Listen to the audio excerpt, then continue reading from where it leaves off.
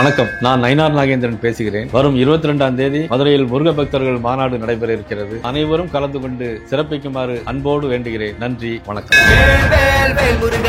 முருக பக்தர்கள் மாநாடு ஜூன் 22 மதுரையில். இடம் அம்மா திடல், பாண்டிக்கோவில் அருகில். முருகன் அருள் பெற அழைக்கின்றார்கள். பாஜக சிந்தனையாளர் பிரிவு, தமிழ்நாடு. ஒரு எதிர்க்கட்சி தலைவரை இவ்வளவு கேவலப்படுத்தி படம் போட வேண்டும் என்கிற சிந்தனை எவனுக்கு உதிக்கிறதோ அவன் பிறப்பு நல்ல பிறப்பு அல்ல என்பது என்னுடைய கருத்து. நீங்க செஞ்சு வச்சிருக்கிறது ஒரு சின்ன பையல் செய்யற வேலைடா. 50 வருஷங்களை கடந்து வந்திருக்கிற ஒரு கட்சி இப்படியாடா இவ்வளவு தரமிறங்கி போயிருவீங்க? ஒரு நல்ல பிறப்பு தமிழ் மண்ணில் ஒருத்தர் பிறந்திருக்கிறான்னா அவனுக்கு இப்படி ஒரு சிந்தனை வருமாடா என்பதுதான் என்னுடைய பதிவினுடைய அர்த்தம்.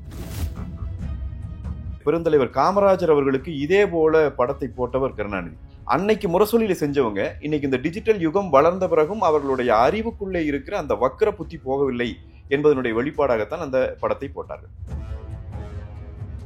உங்களுடைய மரியாதை எங்க கெட்டு போகுது தெரியுதா? அப்ப நீங்க இதைத்தான் செந்தில் பாலாஜியின் அறிக்கை நீங்க எடுத்து பாருங்க. செந்தில் பாலாஜி கொடுத்திருக்கிற அறிக்கை பாருங்க, எவ்வளவு கொச்சையான சொற்கள் இருக்கிறது. ரகுபதி கொடுத்திருக்கிற அறிக்கையை பாருங்கள், எவ்வளவு கொச்சையான சொற்கள் இருக்கிறது. முதலமைச்சர் கொடுக்கிற அறிக்கையை பாருங்கள், அரைவேக்காட்டுத்தனமாக வயிற்றெரிச்சல். ஏய், ஒரு ஈனத்தனமான ஒரு மனிதன் பயன்படுத்துவானா இந்த வார்த்தையில? அரைவே காட்டுத்தனம் ரொம்ப ரொம்ப காட்டமான ஒரு முதலமைச்சருடைய அறிக்கை அது. பெண்கள் குறித்து தவறாக பேசியதற்காக பதவி இழந்த ஒரே ஒரு அமைச்சரை வரலாற்றில் கொண்டிருக்கிற கேவலமான இயக்கம் திமுக. மறுப்பீங்களா? பேசுவியா? ஒரு அமைச்சர் இப்படி பேசுவாரா?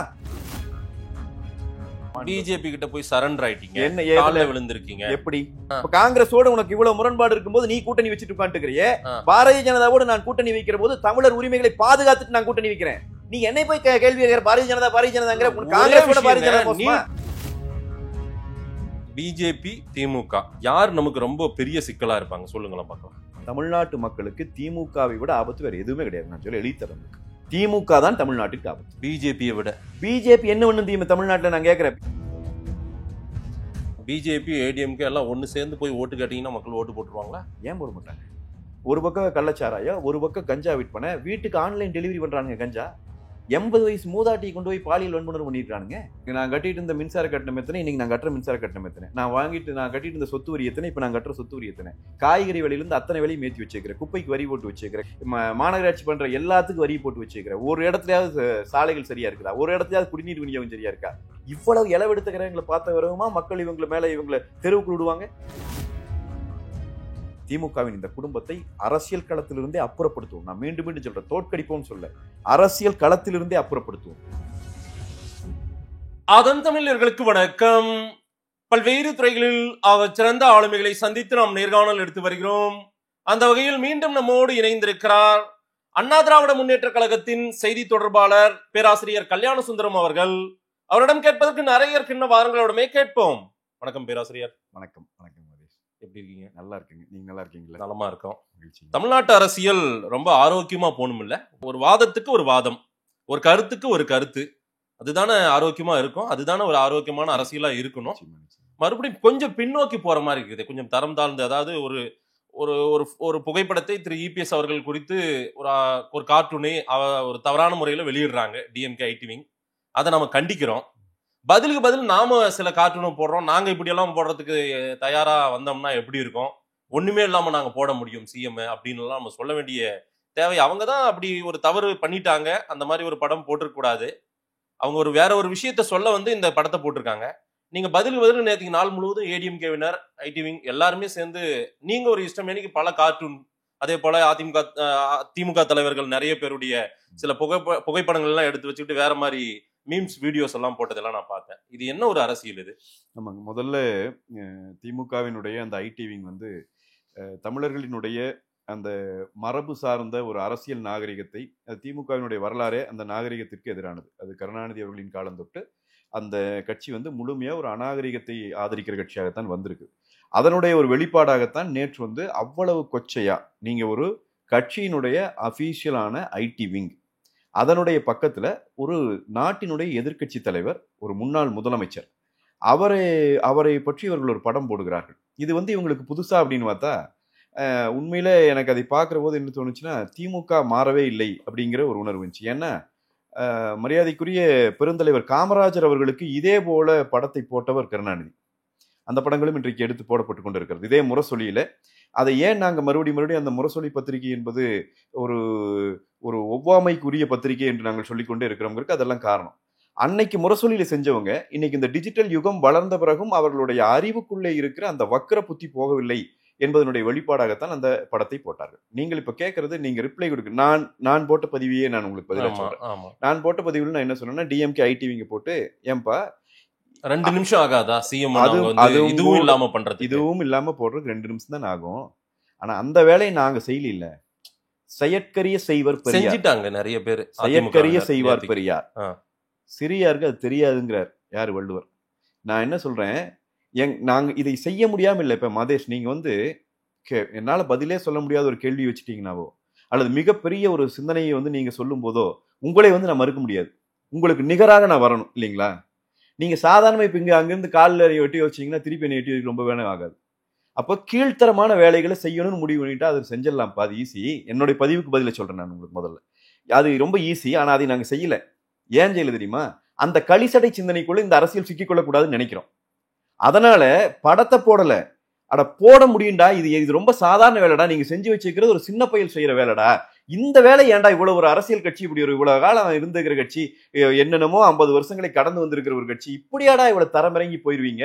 ஒரு நல்ல பிறப்பு தமிழ் மண்ணில் ஒருத்தர் பிறந்திருக்கிறான்னா அவனுக்கு இப்படி ஒரு சிந்தனை வருமாடா என்பதுதான் என்னுடைய பதிவினுடைய அர்த்தம். அதிமுகவினர் நிறைய பேர், நிர்வாகிகளே சிலர் போட்டதெல்லாம் கூட நான் பார்த்தேன். நீங்க அதிமுகவோ திமுகவோ நாம் தமிழர் கட்சியோ விஜய் அவர்களின் தமிழக வெற்றி கழகமோ இன்னும் பல கட்சிகள் இன்றைக்கு இருக்கிற கட்சிகள் ஆக்டிவா ஐடிவிங் ஆக்டிவா இருக்கிற கட்சிகள் இன்னைக்கு இருந்து கொண்டிருக்காங்க. இதுல வந்து நான் உங்களுக்கு சொல்றேன், நீங்க திமுகவை பற்றி ஒரு கருத்து போட்டீங்க அப்படின்னு சொன்னா, இப்ப சமீப காலங்கள் நடக்கிற சொல்றேன், திரு விஜய் அவர்களினுடைய படத்தை முகப்பு படமா வச்சுட்டு வந்து அதிமுகவையோ அல்லது என்னையோ தனிப்பட்ட முறையில் திட்டி எழுதுற பதிவுகள் நீங்க என்னோட இதுலயே பார்க்கலாம்.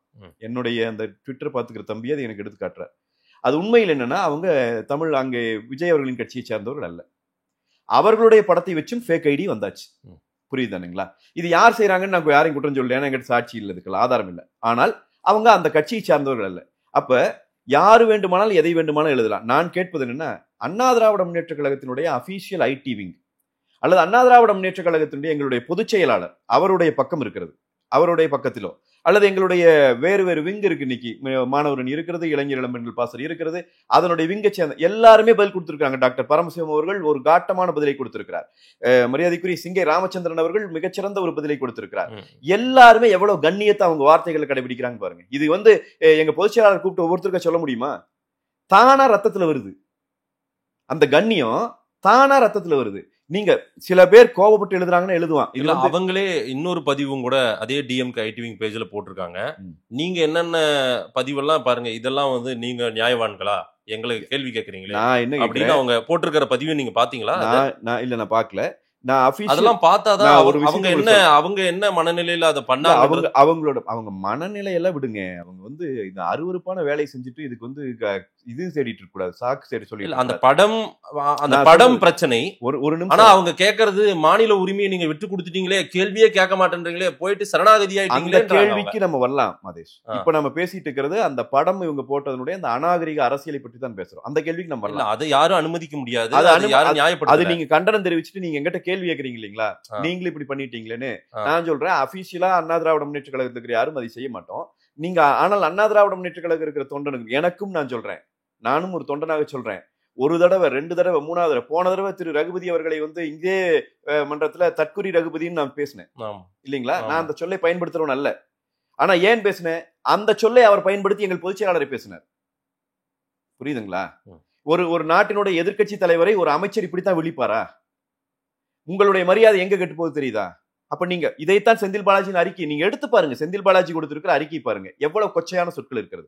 ரகுபதி கொடுத்திருக்கிற அறிக்கையை பாருங்கள், எவ்வளவு கொச்சையான சொற்கள் இருக்கிறது. முதலமைச்சர் கொடுக்கிற அறிக்கையை பாருங்கள். முதலமைச்சர் அரைவேக்காட்டுத்தனமாக வயிற்றெரிச்சல். ஏய், ஒரு ஒரு ஒரு ஒரு ஒரு ஈனத்தனமான ஒரு மனிதன் பயன்படுத்துவானா இந்த வார்த்தையில? அரைவேக்காட்டுத்தனம் ரொம்ப ரொம்ப காட்டமான ஒரு முதலமைச்சருடைய அறிக்கை அது. நீங்க அவரோட எல்லா அறிக்கையும் எடுங்க. நான் என்ன சொல்றேன், ஸ்டாலின் அவர்கள் உட்கார்ந்து அறிக்கை எழுதல, சரிதானே? ஆனா ஏதோ ஒரு களிசடை அங்க இருந்து இந்த வேலையை செய்தல. தொடர்ச்சியா தமிழ்நாட்டு அரசியலே நாசம் பண்ற, அநாகரிகத்துக்கு அருவருப்புக்கு உட்படுத்துற வேலையை செய்தல. நீங்க கல்யாண சுந்தரத்தை விட்டுருங்க, இன்னொருத்தனை விட்டுருங்க, வேற ஒரு மாநிலத்துக்கார, வேற ஒரு நாட்டுக்கார 21ஆம் நூற்றாண்டு இப்படியாடா கேடுகட்ட அரசியல் செய்றீங்கன்னு நினைக்க மாட்டான். இவ்வளவு அருவருப்பா உங்களுடைய ஒவ்வொரு அறிக்கையை எழுதி கொடுக்குறான்ல. உங்க மேடையில நீங்க பேசுனது எவ்வளவு கேவலமான சொற்களை பயன்படுத்தி நீங்க பேசியிருக்கீங்க. அந்த சமயத்துல எல்லாம் நாங்க கண்டிச்சிருக்கோம்ல. ஆனா எங்களை மட்டுமா அங்க செஞ்சாங்க, எதிர்க்கட்சி மட்டுமா? நான் உங்களுக்கு இப்ப சொல்றேன் கேட்டுக்கோங்க. இந்த இவங்களுக்கு பிரச்சனையே என்னன்னாங்க, இந்த துணி அவுக்கிறது, இந்த சிங்கள இனவெறி ராணுவத்துக்குள்ள என்ன அந்த வக்கரம் இருந்துச்சோ அந்த வக்கரம் கொஞ்சமும் குறையாம திமுக காரங்கிட்டு இருக்கு. எனக்கு அதுதான் எனக்கு ஆச்சரியமா இருக்கு. இவனுக்கு என்ன பிறப்பு? யாரோட ஒப்பிடுறீங்க? நான் உங்களுக்கு சொல்றேங்க, சிங்கள இனவெறி ராணுவம் அவன் சண்டையிட்டான்னா நேருக்கு நேர் நெஞ்சுக்கு நேரம் சண்டை போட மாட்டான்.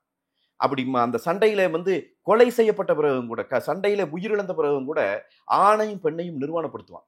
இது அவனுடைய நீங்க என்டையர் ஹிஸ்டரி எடுத்து பார்க்கலாம். அவ்வளவு கொச்சைப்படுத்துவான், கேவலப்படுத்துவான்.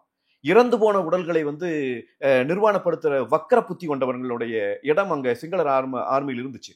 நான் அதை அப்படியே சொல்றேன். அதே தான் உனக்கும் இருக்கு. என்னதான் இவன் பிரச்சனை? இங்க இப்ப எங்க பொதுச் செயலாளருக்கு இப்படி படம் போடுறேன். இவன் ஆட்சிக்கு வந்த பிறகு, இந்த திமுக ஆட்சிக்கு வந்த பிறகு எத்தனை பெண்களை நீ சமூக வலைதளங்கள்ல எவ்வளவு கொச்சைப்படுத்தியிருக்கேன்? நான் பட்டியல் போடவா?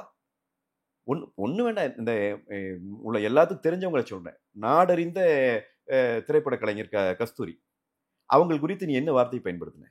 எங்களுடைய கட்சியினுடைய கொள்கை பரப்பு இணை செயலாளர் விந்தியா, அவங்க நடிகை, எவ்வளவு கொச்சையா நீ பேசின? வழக்கே போட்ட நாங்க கொண்டு போய். உன்னுடைய பொறுப்புல இருந்த உன்னுடைய கொள்கை பரப்பு துணை செயலாளர் பேசினார். காவல்துறைக்கு நம்ம எவ்வளவு கண்ணியம் கொடுக்கிறோம்? காவல்துறை எஸ்பிய, காவல்துறை அதிகாரிகளை, ஐபிஎஸ்களை, அவங்க அம்மாவை பேர் சொல்லி திட்டுன வார்த்தை எம்எல்ஏ பேசியிருக்கார். திமுகவினுடைய எம்எல்ஏ நடுரோட்ல நின்று. நான் வீடியோ கொடுக்குற போடுறீங்களா மதேஷ்?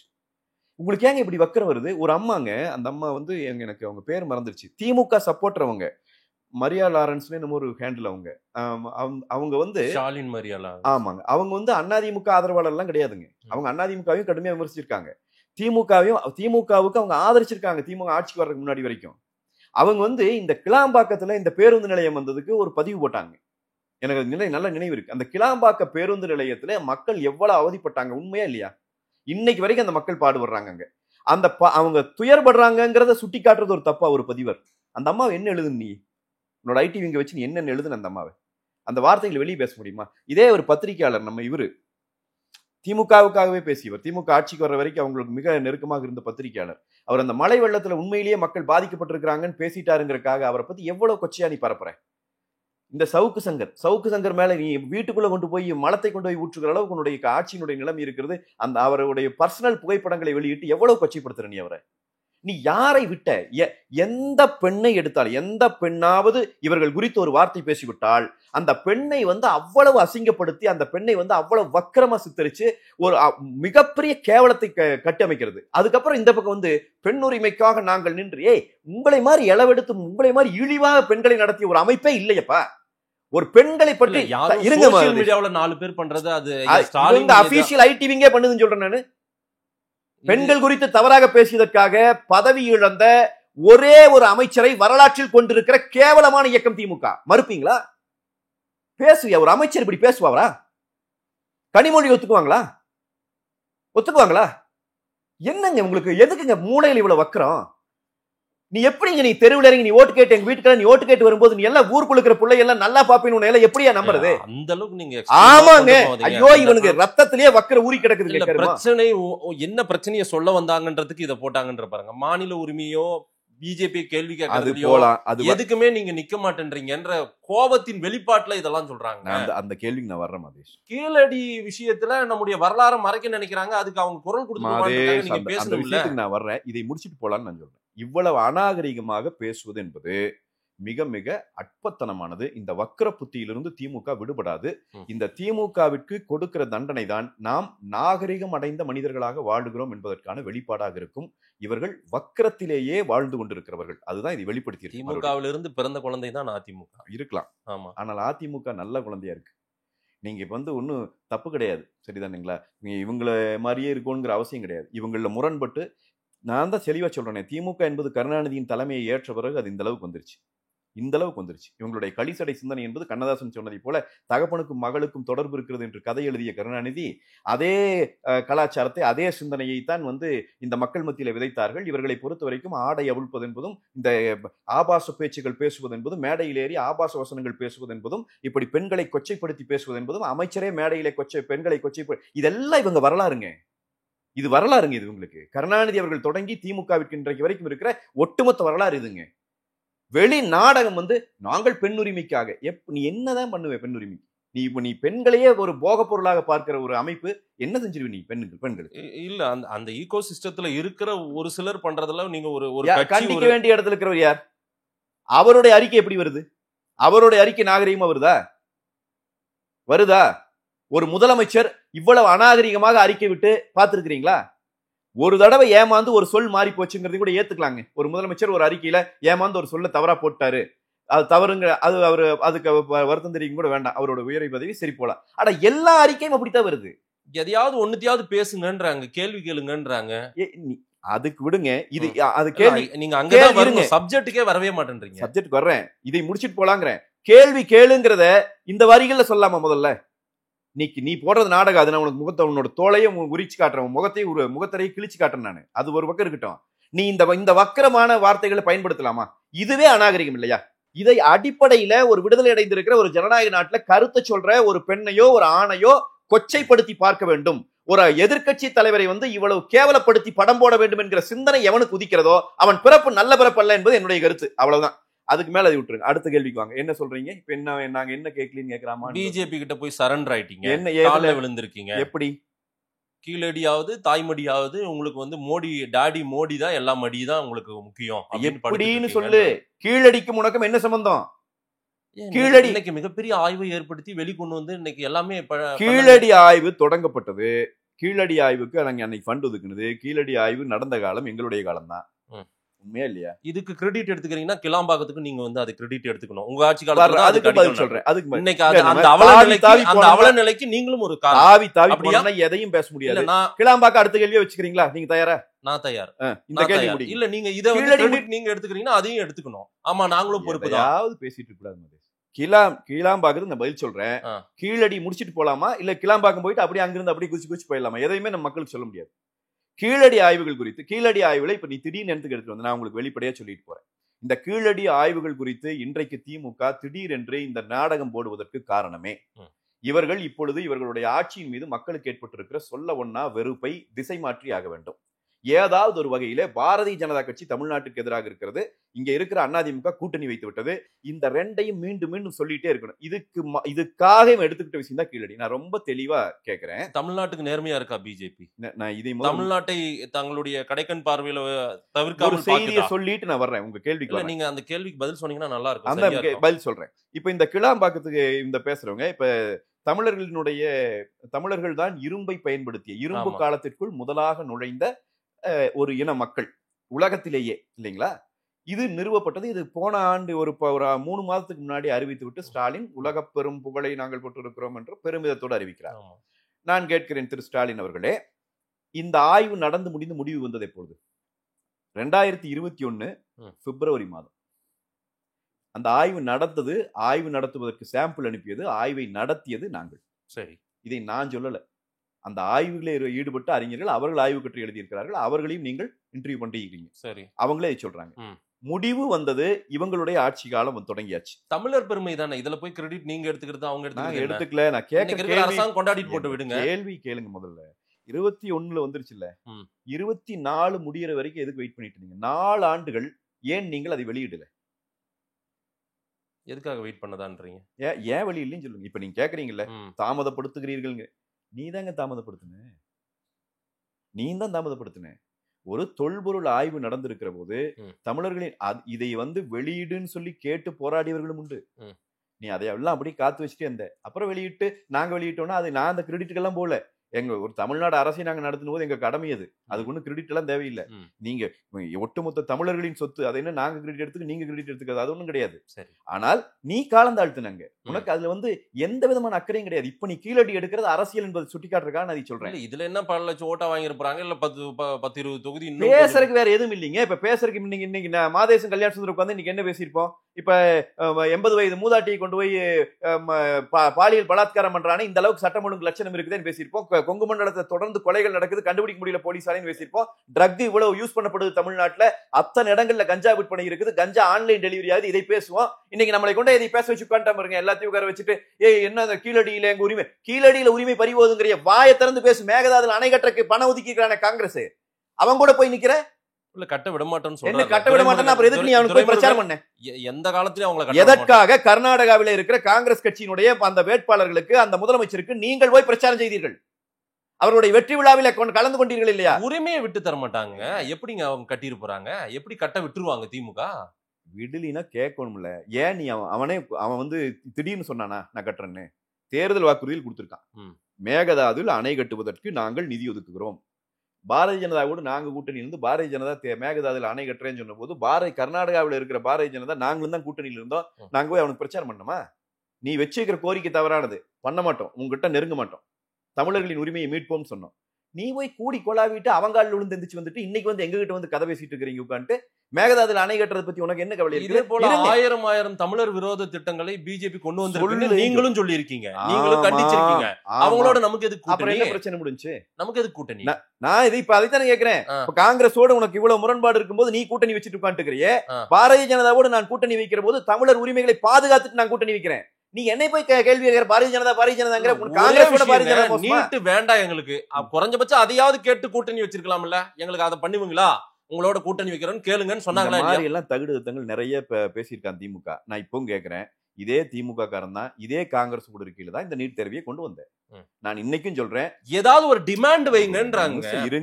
கூட்டணி பேச விடுங்க மாதேஷ். நீங்க கேட்டீங்க, எனக்கு புரிஞ்சிருச்சு. நான் சொல்லுவேன், அதுக்கு பதில் சொல்லுவேன். நான் பதில் சொல்லி உங்களுக்கு திருப்தி இல்லைன்னா மறுபடியும் கேளுங்க. நீங்க நம்ம எதுவும் சொல்ல விடுங்க. இதையே நீங்க இதே இவங்க கூட சேர்ந்தா நீட்ல கையெழுத்து போட்டீங்க. இன்றைக்கும் பாரதிய ஜனதாவோடு கூட்டணியில இருந்து 2019 நாங்கள் தேர்தலை சந்தித்த போதும் 2021 நாங்கள் பாரதிய ஜனதா கூட்டணியில் தேர்தலை சந்தித்த போதும் நீட் என்பதை நாங்கள் ஏற்க மாட்டோம், தமிழ்நாட்டிற்குள் எதிர்த்து போராடுவோம் சொல்லியிருக்கோம். சொன்னதோட நிக்கல. சுப்ரீம் கோர்ட்ல நாங்க கேஸ் கொண்டு போறோம். ஏன்னா பாரதிய ஜனதா இம்ப்ளிமெண்ட் பண்ணியல்ல, கோர்ட்டோட ஆர்டர்ல வருது நீட் தேர்வு. கோர்ட்ல எதிர்த்து சண்டை போடுறோம், நீட் தேர்வு எங்களுக்கு வேண்டாம்னு சொல்லி. பாரதிய ஜனதா கட்சி தலைவர் நீங்க நீட் எல்லாம் கூட விட்டுருங்க. நாங்கள் ஆட்சியில இருக்கும்போது மும்மொழி கொள்கையை கொண்டு வந்துச்சு பாரதிய ஜனதா. இன்னைக்கு இருக்கிற இந்த புதிய கல்விக் கொள்கை திட்டம் அன்றைக்கு தான் நமக்கு கொண்டு வரப்படுது. முதல் ஒரு முதலமைச்சர், இந்தியா முழுவதும் ஒரே ஒரு முதலமைச்சர் மும்மொழி கொள்கையை ஏற்க மாட்டோம், இருமொழி கொள்கை தொடரும்னு அறிவிச்சவர் எங்க பொதுச் செயலாளர். சரி, என்னவோ நாங்க என்னமோ பாரதிய ஜனதா கூட காம்ப்ரமைஸ் பண்ணிட்டோங்கிறீங்க. எதுலீங்க காம்ப்ரமைஸ் பண்ணோம்? ஏன் இதே ஸ்டாலின் கையெழுத்து போட்டு வந்த அந்த மீத்தேன் எடுக்கிற திட்டம் ஸ்டாலின் தான் கையெழுத்து போட்டு காட்டி கொடுத்தாரு எங்க நிலத்தை. நீ அன்னைக்கு அந்த மீத்தேன் எடுக்கிற திட்டத்தை பாரதிய ஜனதா எடுக்கணும் தாங்க சொல்லுச்சு. இன்னைக்கும் பாரதிய ஜனதா எடுக்கணும் தான் சொல்லுது. பாரதிய ஜனதா கொள்கை மாறி இருக்கா? காங்கிரஸ் கொள்கை மாறி இருக்கா? திமுக கொள்கை மாறி இருக்கா? நாங்க தான் எதிர்த்தோம். பாதுகாக்கப்பட்ட வேளாண் மண்டலமா மாத்தி டெல்டாவை காப்பாற்றியது எங்கள் பொதுச் செயலாளர், அன்றைக்கு அவர் முதலமைச்சர். பாரதிய ஜனதா எதிர்த்து நாங்க செய்யலையா? இதே பாரதிய ஜனதா அனுப்பிய ஆளுநர் தானே 7.5 விழுக்காடு உள்ளிட ஒதுக்கீடு கொண்டு வந்தபோது அரசு பள்ளி மாணவர்களுக்கு நீட்ல கையெழுத்து போட மாட்டேன்னு சொன்னார் ஆளுநர். 2 முறை அமைச்சர்களை விட்டு பேசினார். ஆளுநர் கையெழுத்து போடல. முதலமைச்சர் அவசர சட்டம் போட்டார். இந்தியாவிலேயே முதல் முறை. எடுத்து பாருங்க. மாநில உரிமை குறித்து எங்களுக்கு பாடம் எடுக்குது இந்த திமுக. எல்லா உரிமையும் கொடுத்தவனே நீ தான். மறுபடியும் எத்தனை தடவை பட்டியல் போடுறது? கச்சத்தீவை கொடுத்தது நீ தான். கல்வி பொது பட்டியலுக்கு போனப்ப நீ தான். 18 வருஷம் மத்திய அரசுல அப்ப அங்கம் வகிச்சு பாரதிய ஜனதா கூட்டணியிலையும் அமைச்சருங்க, திமுக இந்த காங்கிரஸ் கூட்டணியில அமைச்சருங்க. 18 வருஷம் மத்திய அமைச்சரவையில் இருந்து காவிரி நதிநீர் ஆணையத்தினுடைய தீர்ப்பை அரசிதழில் வெளியிடாமல் பாதுகாத்துக் கொண்டது இதே திமுக. இனப்படுகொலைக்கு துணை போனது இந்த திமுக. இனப்படுகொலைக்கு எதிராக போராடிய அந்த வழக்கறிஞர்கள் இந்தியால கேள்விப்பட்டிருக்கிறீங்களா? ஒரு ஹைகோர்ட்டுக்குள்ள போலீஸ் அனுப்பி நீதிபதியின் மண்டை உடைச்சது கருணாநிதியின் காவல்துறை. மாநில உரிமை பத்தி பேசுற லட்சணம். பிரபாகரனை அழைத்து வந்து தூக்கல் போடுங்கன்னு எல்லாம் சொல்லி இருக்காங்க. நம்ம ஒண்ணும் முத வரிசையில போய் துப்பாக்கி பிடிச்சு ஒண்ணு நிக்கல. நம்ம எதை பேசிட்டு இருக்கிறேன், நீங்க எதை சொல்லிட்டு இருக்கீங்க? இல்ல, இதுதான் ஒரு பொருத்தி தான் சொல்றேன். எல்லாமே ஒரு அன்றைய காலகட்டங்கள்ல நடந்ததுதான். நான் இப்ப பட்டியல் போட்ட இத்தனை பிரச்சனைகள்ல மாநில உரிமைகளுக்கு திமுக நின்னது. ஈழ விடுதலைக்கு ஆதரவு எதிர்ப்புங்கிறது அப்புறம் பேசலாம், அது தனி டாபிக். ஈழ இனப்படுகொலை நடந்த போது தமிழ்நாட்டில் தானாக முன் வந்து போராடிய இளைஞர்களை அடக்கி ஒடுக்கி நீதிபதியின் மண்டையை உடைத்த காவல்துறை இவன் காவல்துறை. இவன் பேசலாமா மாநில உரிமை நான் பாதுகாப்பேன், இன உரிமை பாதுகாப்புன்னு? வாய் திறக்கலாமா நீ?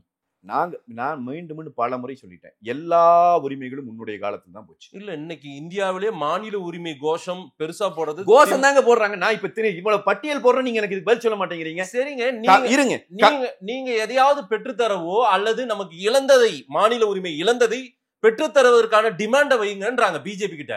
குறைஞ்சபட்சம் உங்ககிட்ட கேக்குறது நீங்க கூட்டணி வையுங்க, வைக்காம போங்க, அதையாவது சொல்ல வேண்டியதானே. எதையாவது ஒரு 5 சொல்லி வாங்கிட்டு வாங்கலன்றாங்க. காவிரி நதிநீர் ஆணையம் அமைக்கப்படாமல் இருந்து அந்த அமைப்பதற்கு வேலை செய்து வென்று கொடுத்த இயக்கம் அதிமுக. இப்ப என்ன பண்ண போறீங்க? இருங்க 2014 37 நாடாளுமன்ற உறுப்பினர்கள் வென்று போனோம் அதிமுக. இந்த 37 நாடாளுமன்ற உறுப்பினர்கள் வென்று போனது போது இந்த காவிரி நதிநீர் மேல வாரியத்தினுடைய தீர்ப்பை நிறைவேற்றணும் அப்படின்னு சொல்லி 40 நாட்கள் இந்தியாவினுடைய பாராளுமன்றத்தை முடக்கிய இயக்கம் அதிமுக. புரியுதுங்களா? ஒட்டுமொத்த இந்தியாவில் இருக்கிற அத்தனை பார்லிமெண்ட் மெம்பரும் திரும்பி பார்த்தா என்னதாயா பிரச்சனை தமிழ்நாட்டுல, எதுக்கே அப்படி பிரச்சனை, அந்த பிரச்சனையை முடிங்கயா சொன்னா. இன்னைக்கு அப்படிதான் முடக்குறாங்க. வெற்றி கண்ட இயக்கம் அதிமுக போராடி அன்னைக்கு நாங்க அவங்களோட இதுல எல்லாம் இல்ல, கூட்டணியிலும் இல்ல, அவங்களோட ஆட்சியிலையும் நம்ம கெடுக்கல. அங்க வெற்றி கண்ட இயக்கம் அதிமுக. தமிழர்களின் உரிமை எப்பொழுது கச்சத்தீவை மீட்க வேண்டும் என்று முதல் தீர்மானம் போட்ட இயக்கம் அதிமுக.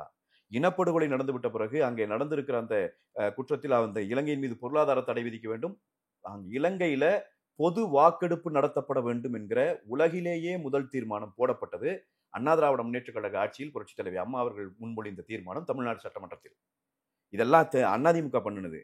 நீ மாநில உரிமை, இப்ப மாநில உரிமை மீட்டு கொடுன்னு கேட்கறீல்ல, நீ எங்கிட்ட வந்து கேட்கறீல்ல, நீ 40 எம்பியை வச்சுட்டு என்ன பண்ணிட்டு இருக்கிற? 2 நாள் முடக்கிக்கிறியா பாராளுமன்றத்தை? இப்பதானே பெரிய அளவுக்கு இந்தியாவிலே பல மாநில எம்பிக்கள் அங்க வராங்க. பெரிய த்ரெட்டா திமுக தான் இருக்குன்னு பிஜேபி எம்பிக்களே பலர் பேசுறதை நம்மளால பார்க்க முடியும். உங்ககிட்ட கேட்கிற கேள்வி பதில் சொல்லுங்க. நீங்க நாடாளுமன்றத்தை முடக்கி இருக்கீங்களா? இப்ப முடக்கி வெளியே வந்துருவாங்க, எந்திரிச்சு வெளியே வந்துருவாங்க. தள்ளி வைக்கிற நிலைக்கு திமுக இருக்குது அப்படின்னு பேசுறாங்க. உங்க கருணாநிதி அவர்களின் ஆட்சியில தான் ஒரு பெண்ணை சட்டமன்றத்திற்குள்ளேயே வைத்து அந்த பெண்ணினுடைய துயில் மீது, அந்த பெண்ணினுடைய உடை மீது கை வைத்த ஒரு கேவலத்தை செய்தவர்கள்னு அங்க பேசுறாங்கன்னா எந்திரிச்சு ஒடியாந்துருவாங்க வெளியே. பூரா கேட்டா வெளிநடப்பு செய்து விட்டோம், எங்கள் உரிமை பாதிக்கப்பட்டு விட்டது. எதுக்கே இப்படி நாடகம் போட்டே தெரியுறீங்க? என்னையே அவங்க உரிமையை மீட்டுட்டு வந்தீங்க நீங்க. நான் மீண்டும் கேட்கிறேன்ல, நான் மீட்டுட்டு வந்த உரிமை தான் டெல்டா மாவட்டத்தில் பாதுகாக்கப்பட்ட வேளாண் மண்டலம் அதிமுக மீட்ட உரிமை தான். அதிமுக மீட்ட உரிமை தான் 7.5 விழுக்காடு உள்ளிட ஒதுக்கீடு. பிஜேபி கொடுத்ததோ காங்கிரஸ் கொடுத்ததோ இல்லை, நாங்க மீட்டது. புரியுதுங்களா? மும்மொழி கொள்கை இருமொழி கொள்கையாகத்தான் தொடரும் என்று அழுத்தம் திருத்தமாக பேசியவர்கள் நாங்கள் தான். புதிய கல்விக் கொள்கையை ஏற்க மாட்டோம் என்பதை மிக தெளிவாக சொன்னவர்கள் கூட உங்க ஃபண்ட் எங்களுக்கு வேணாம், நாங்க எத்தனாயிரம் கோடினாலும் என் மாணவர்களை பாத்துக்கிறோம்னு சொல்றாங்கல்ல. அவங்க எந்த ஃபண்டையும் கூட்டிட்டு வந்தாங்க. இவங்களுக்கு யாருங்க இப்ப ஃபண்டு கொடுக்கறது? இவங்களுக்கு என்ன பிரச்சனை? நான் கேட்கிறேன், 46,000 கோடி தமிழ்நாடு பள்ளி கல்வித்துறைக்கு பட்ஜெட் இந்த ஆண்டு இல்லையா? இப்ப அந்த 2,000 கோடி வந்துதான் நான் இங்க சம்பளம் கொடுக்கணும், நான் இங்க குழந்தைகளுக்கு பள்ளிக்கூடங்கள்ல சேர்ப்பதற்கு, இந்த தனியார் பள்ளிகள்ல இந்த ஏழை குழந்தைகள் சேர்ப்பதற்கு நான் பணம் கொடுக்கணும்னு நாடகம் போடுறியே. 46,000 கோடி பட்ஜெட் எங்க இருக்குது? 2,000 கோடி எங்க இருக்கு? இல்ல, மத்திய அரசு கொடுக்க வேண்டிய நிதி தானே அது. இப்ப இதை நாங்களும் தேர்ந்தன்னு கேட்கிறோம். நாங்க நீ சட்டமன்றத்துல தீர்மானம் போடுற, நாங்க உன்னை கூட ஒத்துக்கலையா? நாங்க நீ நீட் எதிர்த்து தீர்மானம் போட்டேன், நானும் தானே உன்னை ஏத்துக்கிட்டேன். இல்ல கூட வாங்க டெல்லிக்கு போயிட்டு வரலாம்னா வரமாட்டேன். நீ உதயநிதி அதான் சொல்றாரு, வாங்க நான் உங்களை நேரடியா நானே பாக்குறேன் திரு இபிஎஸ் அவர்களே கூட சொன்னாரு. நீ எதுக்கே வர்ற? நீ தானே கொண்டு போய் இளவு எடுத்து கொடுத்துருக்கிற. நீ தான் உன் பிரச்சனை. நீ உங்களோட வந்தா நீ கொண்டு போய் எங்களை பூரா ஆத்துல இறக்கிருவீன்னு எங்களுக்கு தெரியாதா? நான் கேட்கறத நீ பதில் சொல்லுங்க. நீ தீர்மானம் போட்ட அன்னைக்கு நான் எந்திரிச்சு வெளியே போனா, உன் தீர்மானத்தை ஆதரிக்கலன்னு சொன்னா, நீட்டை நான் எதிர்த்தேன். நான் ஆட்சி செய்யும் போதும் எதிர்த்தேன், நான் ஆட்சியில் இல்லாதப்பவும் எதிர்த்தேன். தமிழக மக்களினுடைய மாநில உரிமைகளை பாதுகாப்பதில் அதிமுக ஒரு நாளும் நாங்கள் செய்யல, ஒரு நாள் விட்டு கொடுத்துட்டு வரல. நாங்க 50 லட்சம் பேர்த்து கையெழுத்து வாங்குறேன் போன உதயநிதி அன்னைக்கு கூப்பிடுறதுங்களே. ஏயா நீ அரசியல் பண்றக்கும், நீ கேடு கட்டு போய் இந்த மக்களை ஏமாத்திட்டு இருக்கிறதுக்கு நான் தான் கிடைச்சேன் உனக்கு. அதிமுக கூப்பிடுவியா? நீ அவ்வளவு ஒண்ணும் தெரியாம தெரியுமா? நாங்க நீ முழுக்க ஏமாத்துற. நீ பிஜேபியை நோக்கி கை நீட்டுவதே நீ இந்த மக்களை ஏமாற்றுவதற்கு. மத்திய அரசிடம் நீ தானே கொண்டு போய் எல்லாத்தையும் அடகை வச்ச காங்கிரஸ் இருக்கும்போது. இன்னைக்கு நம்ம புதுசா குதிக்கிற. ஏன் இதே மத்திய அரசு டங்ஸ்டன் எடுக்கிற திட்டம் வந்துச்சுல்ல, எனக்கு இதுக்கு பதில் சொல்லுங்க. இவங்க சொல்லிட்டு இந்த மாநில உரிமையை மீட்கிற இந்த மீட்பர்கள் பதில் சொல்லட்டும். நீ கொண்டு டங்ஸ்டன் எடுக்கிற திட்டம் வந்துச்சுல்ல, டங்ஸ்டன் எடுக்கிற திட்டத்துக்கு 2024 பிப்ரவரி மாதம் அதுக்கு ஏலம் விட போறோம்ங்கிற அறிவிப்பு மத்திய அரசு கொடுத்து ஏலம் எடுக்கிற கம்பெனிகளுக்கு சொல்லியாச்சு. இந்த இதுக்கான தேவையான இன்புட் எங்கெங்கெல்லாம் எடுக்கிறோம் என்னங்கிற இந்த இது பேசி இன்புட் எல்லாம் மாநில அரசு கொடுத்துருக்கு. இதை நானா சொல்றேன், சொன்னது மத்திய அரசினுடைய அழகா எக்ஸ் தளத்துல அவங்க தெளிவா போட்டிருக்காங்க. அரசினுடைய வெளியீடு இல்லையா? நீ அன்னைக்கு எதிர்த்தியா? இதே திமுக எதிர்த்தியா? என்ன பண்ணீங்க? டிசம்பர் மாசம் அவன் போய் ஏலமெல்லாம் எடுத்துட்டு அந்த கம்பெனி போய் பணியை தொடங்கும் போது மக்கள் இறங்கி போராடுறான். அதிமுக ரோட்டம் மறிக்குது, எல்லா பக்கம் பிரச்சனை ஆகிற போது நீ என்னங்கிற இருந்துச்சு? ஆமாம் நான் ஏற்றுக்கொள்ள மாட்டேன். பிஜேபி தமிழ் மண்ணை நீ பிப்ரவரி மாதமே உங்கள்கிட்ட இன்புட் வாங்கிக்கிறான், நீ தான் கொடுத்துருக்கிற. இன்னைக்கு என்ன நீ எங்களை எதிர்க்கிறேன்னு போய் பேசுற? உண்மையா இல்லையா மதேஷ்? நான் சொல்றது பொய்னா எனக்கு கேளுங்க. அட எல்லா இடத்துலையும் போய் பொய்ய சொல்லி மாநில உரிமைகள் முழுக அடக்கு வைத்து இந்த மாநிலத்தையே நாசமாக்கிய கட்சி இந்த திமுக. இல்லங்க, பிஜேபி இந்தியாவிற்கே ஆபத்தான ஒரு கட்சி அப்படின்னு யார் சொல்றா? இன்னைக்கு இந்தியா கூட்டணின்னு ஒண்ணு அமைச்சு இந்தியாவை காப்பாற்ற வேணும்னு ஒன்னா நின்னாங்கல்ல. ரைட். இந்தியாவுக்கே ஆபத்தான ஒரு கட்சியோட உங்களுக்கு என்ன வேலைன்னு கேக்குறாங்க. அவங்க எதுக்கு போய் நீ கூட்டணி வச்சுக்கிட்டு அவங்களை கொண்டு இங்க உங்களை கீழே தள்ளிடுவாங்க, உங்களை அழிச்சிருவாங்க, உங்களை விழுங்கிடுவாங்க அப்படின்னு திருமாவளவன் உள்ளிட்டோர் வந்து சந்தேகப்படுறாங்க. அது அவங்க சந்தேகப்பட்டு அந்த கவலை அவங்களுக்கு வேண்டியதில்லை. அதிமுகவே அழிஞ்சு போயிடுச்சுன்னு ஏற்கனவே பேசினவங்க இருக்கிறாங்க அந்த கூட்டணியில. அப்புறம் எந்திரிச்சு வந்து அதிமுக அக்கறைப்படுறாங்க. அக்கறைப்பட்டு எம்ஜிஆர் அம்மையார் ஜெயலலிதா கட்சி இது. நான் ரொம்ப சாதாரணமா கேட்கிறேன். நம்ம மண்ணில் மொழிப்போரை தொடங்கியது தமிழ் மண் இல்லைங்களா? தமிழர்களுக்கு அந்த பெருமை உண்டு. இந்த மொழிப்போரில் ஈடுபட்ட அந்த மறவர்களை, அந்த மானமிக்க இளைஞர்களை எல்லாம் சுட்டு தள்ளியது எந்த அரசு? யாரு? எந்த கட்சி? தமிழர்கள் இனப்படுகொலை நடந்துச்சு. அந்த நான் சொல்றது இனப்படுகொலைன்னு நம்ம சொல்லும்போது சாதாரண வார்த்தையாக கடந்த ஒரு ஜினோசைட். ஒரு இனத்தினுடைய மிக நீண்ட 2000-3000 ஆண்டு வரலாற்றுல ஒரு முறை கூட நடக்கக்கூடாத விஷயம் ஜினோசைடுங்கிறது. தமிழர் இனத்தின் மீது தொடுக்கப்பட்டுச்சு. அந்த தமிழ் இன படுகொலையை நாங்கள் நடத்தவில்லை, இந்தியாவின் போரை நாங்கள் நடத்தி கொடுத்தோம் என்று சொன்னவர் கோத்தபய ராஜபக்ஷே, பாதுகாப்புத்துறை அமைச்சராக இலங்கையில் இருந்தவர். அப்படி நடத்திய கட்சி எந்த கட்சி? இந்த இனப்படுகொலை செய்த கட்சி காங்கிரஸ் கட்சின்னு நான் சொல்லல. அதோட கூட்டணியில் இன்னைக்கு உட்கார்ந்து இருக்கிற வைகோ தான் சொன்னார் என்று சொன்னாலும் கூட கருத்து மாறி இருக்கலாம். சொல்லுகிறார். இன்னும் அவரோட கருத்து அதுதான். இந்த இனப்படுகொலை செஞ்சுட்ட காங்கிரஸ் கட்சியோடையே நீ கூடி தழுவிக்கிறையே, பாரதிய ஜனதா கட்சி ஆகாதுங்கிறே. நான் மீண்டும் மீண்டும் சொல்றேன், பாரதிய ஜனதா கட்சிக்கும் அதிமுகவுக்கும் எங்களோடு இருக்கிற மற்ற கட்சிகளுக்கும் யாருக்கும் கொள்கை ஒற்றுமை இல்லை. நாங்கள் கூட்டணி அமைப்பது என்பது ஒரே கொள்கை இருந்தா ஒரே கட்சியில் இருந்துக்கோ எல்லாருமே. எங்களுடைய கொள்கைகள் வேறு. இந்த கூட்டணி அமைப்பது என்பது பெருவாரியான மக்களை திரட்டி இந்த மக்கள் விரோத சக்தி, இந்த காங்கிரஸ், இந்த இந்தியா கூட்டணி என்கிற பேரில் இந்த நாட்டை சீரழிக்கிற இந்த திமுக உள்ளிட்ட இந்த கும்பலை இங்கிருந்து இந்த அரசியலிருந்து அப்புறப்படுத்தணும். நம்ம கைகோர்த்து யாரோட பயணிக்கிறோம், அவங்க ரொம்ப ரொம்ப நாளைக்கு சிக்கலை ஏற்படுத்துவாங்க. பல மாநிலங்கள்ல அவங்க பண்ண வேலையெல்லாம் உங்களுக்கு தெரியுமா தெரியலையா? இங்க வந்து ஏதாவது பண்ணிட போறாங்க ஏடிஎம்கேன்னு அவங்க சொல்றாங்க. மதேஷ், நீங்க எங்களை எல்லாம் பார்த்து என்னமோ நாங்கெல்லாம் வந்து இப்ப 2010 இருந்து அரசியல் படிக்கிறோம், அதான் தெரிஞ்சுக்கிறோம் இவங்க நினைச்சாங்கன்னா அதெல்லாம் பைத்தியத்தனம். இந்தியாவின் ஒட்டுமொத்த அரசியலையும் நாங்கள் அறிஞ்சவர்கள் தான்.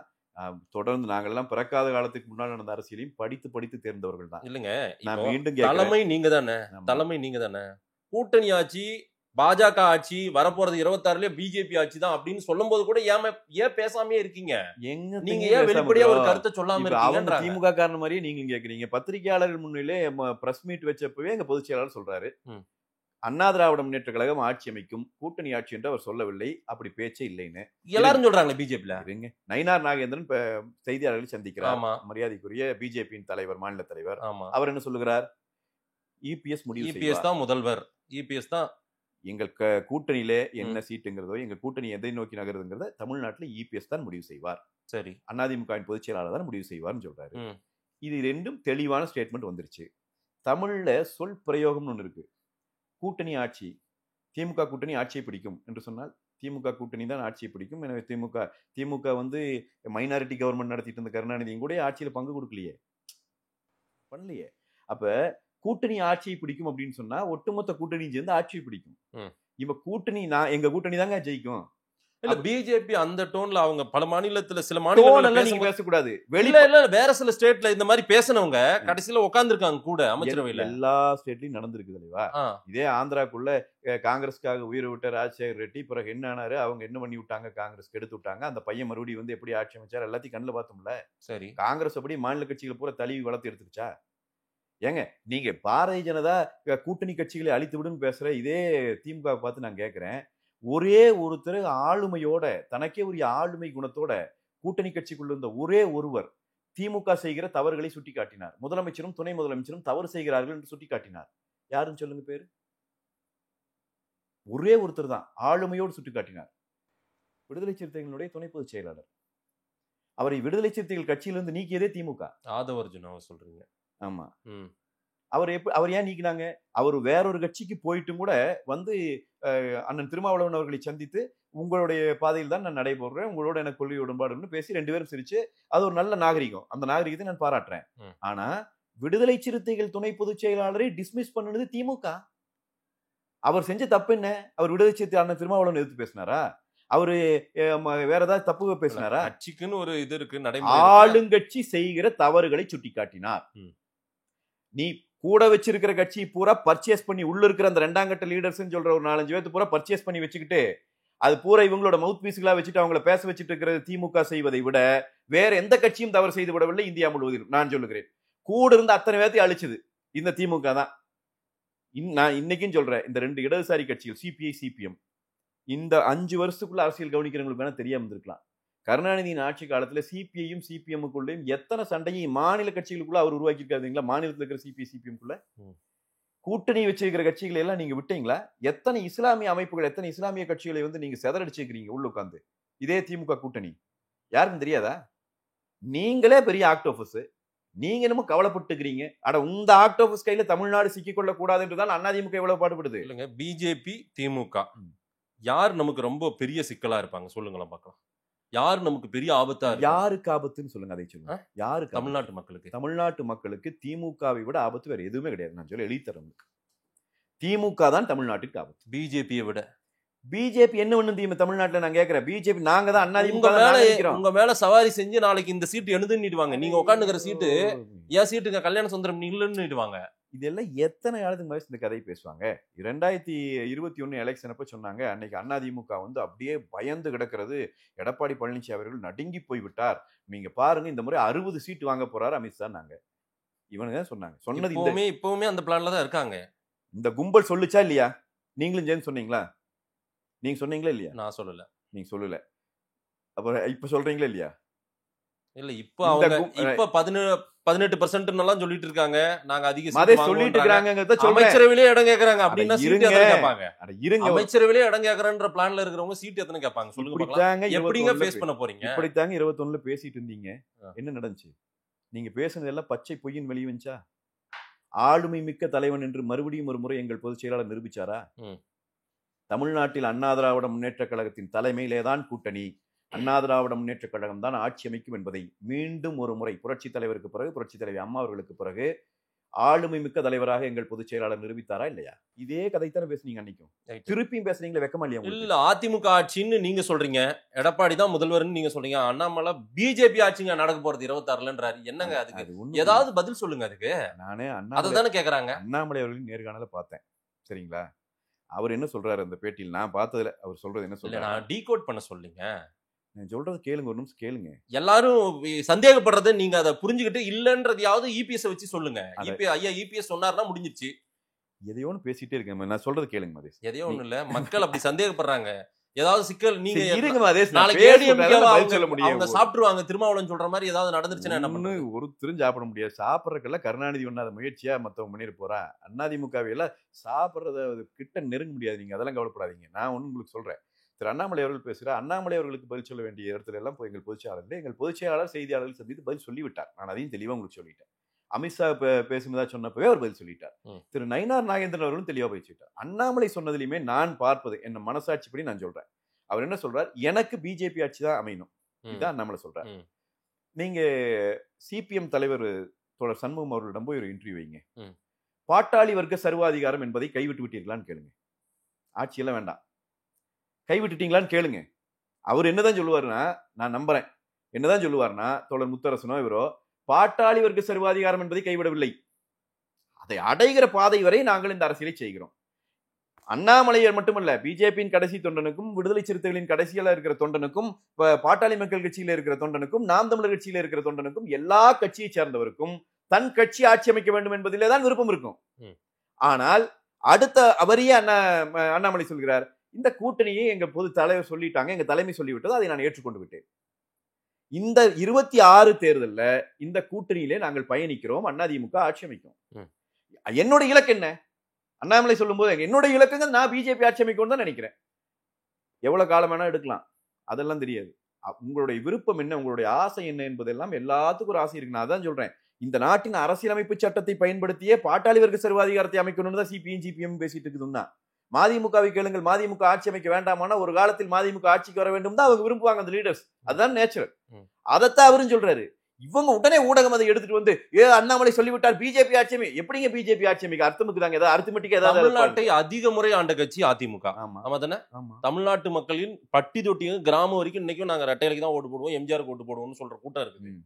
சிவசேனா எவ்வளவு பெரிய கட்சி மகாராஷ்டிராவில், அவங்களையே நிர்மூலமாக்கிட்டாங்க. நம்மள ஏதாவது பண்ணிடுவாங்கன்ற பயம் தானுங்க பலருக்கு இருக்கு.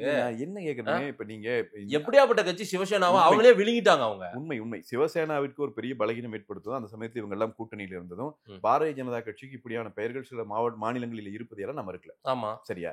தமிழ்நாட்டிற்குள்ள பாரதிய ஜனதா இப்ப எங்களோடு சில காலம் கூட்டணியில இருந்திருக்கிறார்கள். பாரதிய ஜனதாவோடு மட்டும் இல்ல, யாரோடு கூட்டணியில இருந்து யார் மேல உட்கார்ந்து ஆட்டு வச்ச போதும். நான் அதனாலதான் உங்களுக்கு சொன்னேன், 18 ஆண்டு காலம் மத்திய ஆட்சியை நடத்தியது திமுக. கூட்டணியில் இல்ல, ஆட்சி நடத்தி. 2 வித்தியாசம் புரியுதுல உங்களுக்கு? ஒரு ஸ்டேட்மெண்ட் சொன்னாரு கடைசியா மன்மோகன் சிங், கலைஞர் கைட் பண்ணாரு, நாங்க ஆட்சி நடத்தணும்னு ஒரு ஸ்டேட்மெண்ட் சொன்னாரு. நீங்க அதை வச்சு அப்படி சொல்லல. ஆட்சி நடத்துச்சுன்னா அமைச்சரவையில பங்கெடுத்தாங்க. ஆமா, பங்கெடுத்து. இப்ப நாங்க அமைச்சரவையில பங்கெடுத்துட்டீங்கன்னா அந்த ஆட்சி நீங்க நடத்துறீங்கன்னு அர்த்தம். புரியுதானுங்களா? இப்ப இங்க மைனாரிட்டி கவர்மெண்ட் வந்தபோது கருணாநிதி யாருக்கு அமைச்சரவையில் கொடுக்கல, காங்கிரஸ்க்கோ வேற எதுக்கோ கொடுக்கல, அவங்க தான் ஆட்சி நடத்தினாங்க. சரி. ஆனா காங்கிரஸ் கூட்டணியில் எல்லாத்துக்கும் இடம் கொடுத்து நடந்தது திமுகவின் ஆட்சி தான். சரி. இவங்க அவங்க எல்லாம் சேர்ந்து நடத்துற ஒரு ஆட்சி. அண்ணா திமுக அப்படி இல்ல. பிஜேபி கூட நாங்க போய் அமைச்சரவையில எல்லாம் பங்கெடுக்கல. கூட்டணி, தேர்தல் கூட்டணி அவ்வளவுதான் எங்களுக்கு முடிஞ்சு போச்சு. நாங்க எந்த காலத்தையும் பங்கெடுக்கல. 18 ஆண்டு காலம் திமுகவோடும் பிஜேபியோடும் அமைச்சரவையில் பங்கெடுத்து ஆட்சி நடத்திய கட்சி இந்த திமுக. இந்த திமுக அங்க உட்கார்ந்துட்டு அதிமுக அழிக்கிறதுக்கு பார்த்தாங்க. மாநிலத்திலையும் திமுக ஆட்சி, மத்தியிலும் அவங்க ஆட்சி. அன்னைக்கே அதிமுக வேட்டையாட நினைச்சாங்க. அதுக்கே சிக்காத அமைப்பு அதிமுக. புரியுதுங்களா? நீங்க நினைச்சிட்டு இருக்கிறீங்க அதிமுகவின் கடைசி தொண்டன் பயந்துட்டு ஓடிடுவான் கட்சி விட்டு, பையோ தோத்துட்டு, இப்போ கட்சி தோத்துருச்சு என்ன பண்றேன்னு. நான் சொல்றேன், செத்து போய் மண்ணுக்குள்ள போனாலும் இவன் போக மாட்டான். நீங்க நினைச்சிட்டு இருக்கிறீங்களா விளையாட்டா? உங்களுக்கு 50 ஆண்டு காலத்து ஒரு கட்சி தொட முடியுமாங்க? தொட முடியுமாங்க ஒரு கட்சி? நீங்க இப்போ கொஞ்ச நேரத்துக்கு முன்னாடி சொன்னீங்களா, அமைச்சரவைக்குள்ள பங்கெடுத்துட்டாவே அந்த அதிகாரத்தை நடத்தக்கூடிய இடத்துக்கு அவங்க வந்துடுறாங்க. ஆமாம். தப்பி தவறி உள்ள விட்டீங்கன்னா கூட்டணி ஆச்சுன்னு சொல்லிட்டு இருக்காங்க. இப்போ உள்ள ஒரு 3 மினிஸ்ட்ரி உட்காந்துட்டாங்கன்னா அவங்க 3 30 ஆக்குவாங்க, 40 எம்எல்ஏ தூக்குவாங்க. இதெல்லாம் நடக்கும். அவங்க 150 500 கூட தூக்கிட்டோம். நான் சொல்றேன், கூட்டணி ஆட்சி இல்லை, அதிமுக ஆட்சி அமைக்கும். எங்கள் பொதுச் செயலாளர் தெளிவுபடுத்தி இருக்கிறார். சும்மா ஊடகங்கள் மறுபடியும் இதை ஊதி அப்படி இருக்குமோ இப்படி இருக்குமோ, அதெல்லாம் ஒண்ணு இருக்காது. நான் கேட்கிற, கனிமொழி முதலமைச்சரா ஸ்டாலினா அடுத்ததுக்கு? அதுக்கான தேவை இல்லையே. ஏன் என்ன பிறந்திருக்கு? ஏன் தேவையில்லை? என்ன பிறந்திருக்கு? துணை முதலமைச்சர் பதவி ஏற்றும்போது கனிமொழி வரலையே. கனிமொழி இந்த வக்கரமா இந்த படமெல்லாம் போட்டுட்டு இருக்கிற ஐடிவிங்காரனு கனிமொழி போய் வெளிநாட்டிலே போய் இந்தியாவுக்காக பேசிட்டு வந்தாரு. ஒன்னும் ஒரு 4-5 போஸ்டும் கூட போடலையே. கனிமொழி ஒரு லீடரே கிடையாது. அந்த விஷயத்துக்கு எல்லாருமே ஒரு அணியில் நின்னோம்ல, நிக்கணுமா இல்லையா? தேசம்னு வரும்போது ஐடிவிங்க கனிமொழி அவர்கள் அவங்க கட்சிக்காரங்க தானே, அவங்க கட்சியின் ஒரு லீடர் தானே, நாடாளுமன்ற தலைவர் தானே. இப்போ ஒன்னையும் காணுமே ஐடிவிங்க. ஏன் கனிமொழி 2ஆ பிரிச்சாங்கன்னா கட்சியை? நேத்தையும் கூட திருமாவளவன் சொல்லி இருக்கிறாரு, நாங்கள் வெளியேறினாலும் வெளியேறலாம், பாமக வந்துச்சுன்னா போயிருவோம், பாமக கூட நாங்க நெருக்கமா இருக்க முடியாது, இது கூட அதிமுக கூட நாங்க கூட்டணி அமைக்கலான்றாரு. பிரச்சனை என்ன? பிஜேபியும் பாமகவும் அதுதான் பிரச்சனைன்றாங்க. இப்ப குறிப்பா பிஜேபி தான் பிரச்சனையே. அதாவது வெளியே பாருங்க எவ்வளவு உங்களுக்காக பிஜேபியோட கூட்டணியில் இருக்கிறதுனால எவ்வளவு இழக்க வேண்டியது இருக்கு. இதைத்தான் இப்ப 1/2 மணி நேரம் பேசுறோம். இப்பதான் நான் இந்த கேள்விக்கு ஒரு பதில் சொல்லுங்களேன். இப்படி ஒரு நிலைமை திமுகக்குள்ள இருக்குது. திமுகக்குள்ள அப்படி ஒண்ணும் இல்லைங்க. என்ன இருக்கு? விடுதலை சேர்த்து எந்த கூட்டணியில் இருக்கிறாங்க? திமுக கூட்டணியில். நேத்து அவர் பேசுனது என்ன பேச்சுது? அண்ணன் சொல்றாருல, அண்ணன் திருமாவளவன் அவர்கள் நேத்து பேசியிருக்காருல. சரி. இப்ப இதை பத்தி உங்களுக்கு சந்தேகமே வர மாட்டேங்குது ஒரு பத்திரிகையாளருக்கும் கூட? இல்ல, நம்ம விவாதம் எடுத்திருக்கோம். அண்ணாமலை பேசணும்னு உங்களுக்கு சந்தேகம் வந்துருச்சு. இப்ப நாங்க விளக்கம் கொடுத்து, நயினார் நாகேந்திரன் அவர்கள் மாநில தலைவர் விளக்கம் கொடுத்தும் கூட வந்துருச்சு. நான் இப்ப சொல்றேன், அண்ணாமலை அவர்களே அப்படி பேசலங்கிறது என்னுடைய தரப்பு வாதம். புரியுதா? நான் மீண்டும் கேட்கிறேன், எல்லா கட்சிக்காரும் எடப்பாடி முதல்வர் வேட்பாளர் 2026ல எடப்பாடி தான் முதலமைச்சர் அண்ணாமலை சொல்லுவாரா? ஏன் சொல்ல மாட்டாரு? இன்னும் சொல்லல. சொல்ல வேண்டியவர் சொல்றாரு. கட்சியின் தலைவர் நயினார் நாகேந்திரன் அவர்கள். அண்ணாமலை ஒரு முறை சொல்ல வைங்க சார், அப்பதான் சார் உறுதிப்படுத்த. இது என்ன வேலைங்களாங்க? அண்ணாமலை இருந்தாரு, அவருக்கு முன்னாடி தமிழிசை அக்கா இருந்தாங்க, அதுக்கு முன்னாடி பொன்னாரன் இருந்தாரு. ஒவ்வொருத்தர் வீட்டுக்கா நாங்க போய் என்ன சொல்லிட்டு இருக்குன்னா அவங்களுக்கு அவங்க கட்சி சொல்ற செய்வாங்க. உங்களை விட பாஜக கட்டுப்படுறது எப்படின்னு அண்ணாமலை அவர்களுக்கு தெரியுங்க. நீங்க இப்ப திமுக கும்பல் அவருடைய பேச்சுக்களை எந்த அளவுக்கு பயன்படுத்துறீங்கிறது கூட அவருக்கு தெரியாம இருக்கும். அதெல்லாம் தெரியும், எல்லாம் வெளியே வரும். இப்ப நீங்க அப்படிலாம் நினைக்காதீங்க. அண்ணா திராவிட முன்னேற்ற கழகத்தினுடைய இந்த கூட்டணி நீங்க மிக மிக மிக வலுவாக இந்த முறை ஒரே மோது அவ்வளவுதான் முடிஞ்சது. திமுக இன்னைக்கு அரசியல் களத்துல இல்லாம பண்ண போறோம். 2026 உருவமே ஆகல. இன்னும் இந்த பக்கம் பாருங்க, எல்லாரும் உருவம் பெற்று இருக்காங்க. ஒரு விமர்சனத்தையோ ஆதங்கத்தையோ வெளிப்படுத்துறாங்க. சீட் ஷேரிங்ல நாளைக்கு சீட் அதிகப்படுத்தணும்னு நினைக்கிறாங்க, அதையெல்லாம் பேசுறாங்க. இங்க முதல்ல நம்ம ஒரு உருவமே பெறல, ஒரு இடத்துல உட்காரல, ஒரு இடத்துல ஒரு 7 சேர் 8 சேர் போட்டோம், உட்காரத்துக்கு ஆள் வரல. அந்த சிக்கல்லாம் இருக்குல்ல. எங்க போட்டீங்க? 7 சேர் 8 சேர் 6 வரல. அமித்ஷா வரும்போது நீங்க உட்காரத்துக்கு முன்னாடி அங்க எல்லாருக்கும் சேர் போட்டாங்க. ஏங்க ஒரு பத்திரிகையாளர் சந்திப்புக்கு சேர் போடுறது இல்லாம பட் வரீங்க. பத்திரிகையாளர் ஆனா பயங்கரமா வேலை செய்றீங்க சார். என்டிஏ கான்ஃபரன்ஸ் மீட்னு தான் சார் பிரஸ் மீட்லயே போர்டே வச்சிருக்காங்க. ஆமாங்க, நாங்க என்டிஏல தான் இருக்கிற பெண். உங்களுக்கு எல்லாருமே ஒண்ணா உட்காரலையே சார்? குறைஞ்சபட்சம் பாமக உங்களுக்கு கூட வரணும்னு ஆசைப்படுறீங்களா? இல்ல அவங்க உங்க கூட வராங்களா? நீங்க அதுக்கான முயற்சி எடுக்கிறீங்களா? மெகா கூட்டணி மகா கூட்டணின்றீங்க. ஒரு பஞ்சாயத்து போயிட்டு இருக்கு, நீங்க கூட நடுவுல ஐயாவும் சின்னையாவும் சேரணுன்ற ஒரு கருத்து கூட உங்களால சொல்ல முடியல. பிரச்சனை என்னங்க? அதுல நாங்க இப்ப சேர்ந்து இருக்கிற அப்புறம் எங்க மோதுறீங்க உடைப்பங்க சொல்றேங்க நாங்க நாளைக்கு சேர போற கட்சி கூட்டணி நீங்க ஏன் பேசுறீங்க? ஒருவேளை விடுதலை சிறுத்தைகள் திருமாவளவன் வந்துட்டாருன்னா என்ன பண்ணுவீங்க? சிபிஐ சிபிஎம் பிரிஞ்சு வந்துட்டாங்கன்னா என்ன பண்ணுவீங்க? ஐயா வைகோ அவர்கள் வந்துட்டாருன்னா என்ன பண்ணுவீங்க? ஏங்க அவசரப்படுறீங்க? இதையேதான் ஒரு 3 வருஷமா சொல்லுங்க. நான் கேக்குற வந்துட்டாங்கன்னா நானா சொன்னேன். 24 தேர்தலுக்கும் சொன்னீங்க. நானா சொன்ன அவங்கதான் சொல்றாங்க. இப்ப தோழர் சண்முகம் அவர்கள் சொன்ன கருத்து அவர் கருத்தா ஏன் கருத்தா?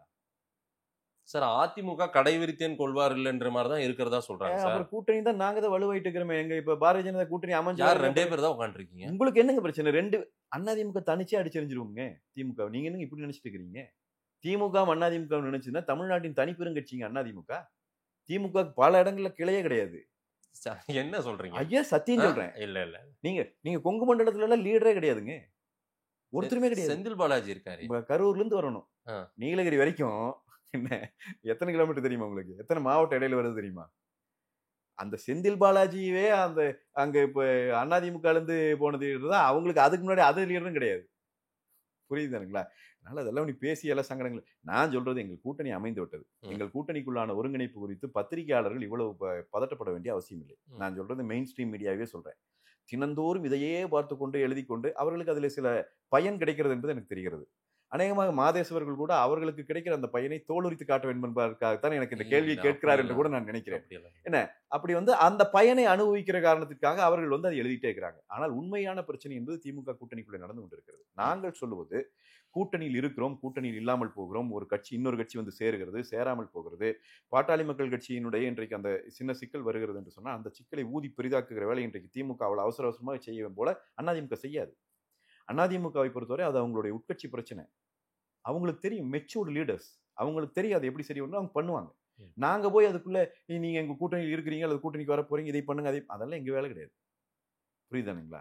அந்த கட்சிக்கு ஒரு மரியாதை இருக்கிறது. அந்த கட்சியினுடைய தரம் அவங்களுக்கு தெரியும். அந்த 2 பேரும் தரமான லீடர்ஸ். அதெல்லாம் யாருக்கு மாற்று கருத்து இருக்கு இன்னைக்கு? அப்ப அவங்க அதை சரி பண்ணுவாங்க. நீ ஏன் போய் அதை ஊதுற? பேசாம இரு. நீ கட்சிக்குள்ள தாக்கிட்டு வெட்டி கொண்டு ஓட்டு வந்தீங்க. 3 பேரை கொண்டு போய் எரிச்சு விட்டுட்டு வந்தீங்க பத்திரிகை அலுவலகத்துல. அப்புறம் கூடி கொளாவி கும்மாளம் அடிக்கிறீங்க. அதையெல்லாம் பேசினா உங்க கட்சிக்குள் நடந்தது. தகப்பனை மகன் அறைந்து விட்டார் என்றெல்லாம் செய்தி வந்ததே. தகப்பன் தானே இல்லை, மகன் இருக்கிறாரே. அதெல்லாம் பேசினா இதெல்லாம் அசிங்கம் இல்ல. உங்க கட்சி பிரச்சனை நீ பார்த்துட்டு போ, அவங்க கட்சி அவங்க பார்த்துக்குவாங்க. ஒரு கேள்வி, பிஜேபி ஏடிஎம்கே எல்லாம் ஒன்னு சேர்ந்து போய் ஓட்டு கேட்டீங்கன்னா மக்கள் ஓட்டு போட்டுருவாங்களா? ஏன் போட மாட்டாங்க? இப்ப யார் திமுக கூட போனா போடுவோம். திமுக முதல்ல தெருவில் விடுவாங்களா? ஏன் விட மாட்டாங்க? எங்க விடுவாங்க? நான் கட்டிட்டு இருந்த மின்சார கட்டணம் எத்தனை, இன்னைக்கு நான் கட்டுற மின்சார கட்டணம் எத்தனை? நான் கட்டிட்டு இருந்த சொத்து வரி எத்தனை, இப்ப நான் கட்டுற சொத்து வரி எத்தனை? காய்கறி விலையிலிருந்து அத்தனை விலையும் ஏற்றி வச்சிருக்கிறேன். குப்பைக்கு வரி போட்டு வச்சிருக்கிறேன். மாநகராட்சி பண்ற எல்லாத்துக்கும் வரி போட்டு வச்சிருக்கிறேன். ஒரு இடத்துலயாவது சாலைகள் சரியா இருக்குதா? ஒரு இடத்துலயாவது குடிநீர் விநியோகம் சரியா இருக்கா? இன்னைக்கும் இரவு நேரத்தில் மின்துண்டிப்பு நடந்து கொண்டிருக்கிறது.